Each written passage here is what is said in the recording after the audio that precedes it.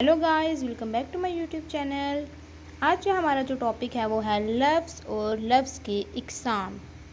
जैसा कि आप सब जानते हैं कि एक से ज़्यादा हरूफ को मिला कर लिखें तो लफ्ज़ बनता है।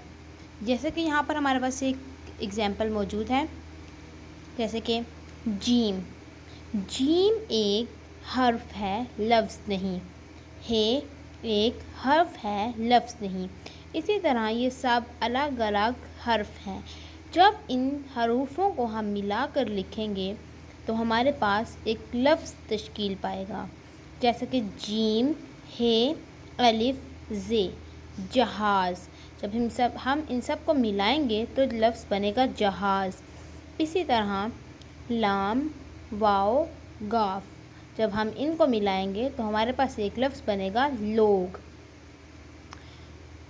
याद रखें कि हरूफ किसी ख़ास तरतीब से मिलाएं अगर तो ही लफ्ज़ बनता है, जिनके कुछ मतलब हों।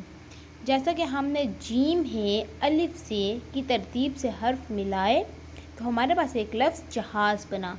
अगर हम इसको हे, जीम, अलिफ, ज़े की तरतीब से मिलाते तो ये लफ्ज़ हिजाज़ बनता, जिसका कोई मतलब या मानी नहीं होता।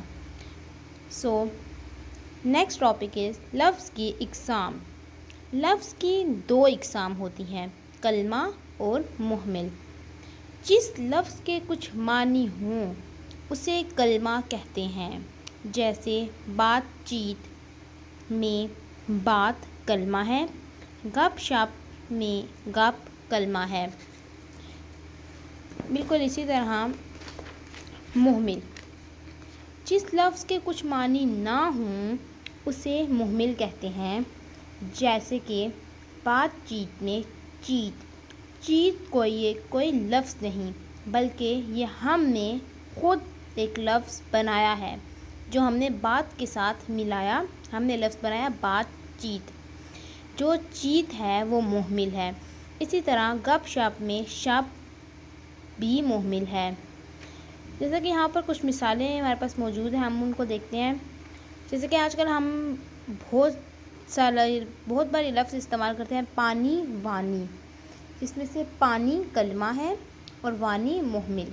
इसी तरह रोटी, वोटी। रोटी कलमा, वोटी मुहमिल। खाना कलमा, वाना मुहमिल। कागज़ कलमा और वागज़ मुहमिल हैं।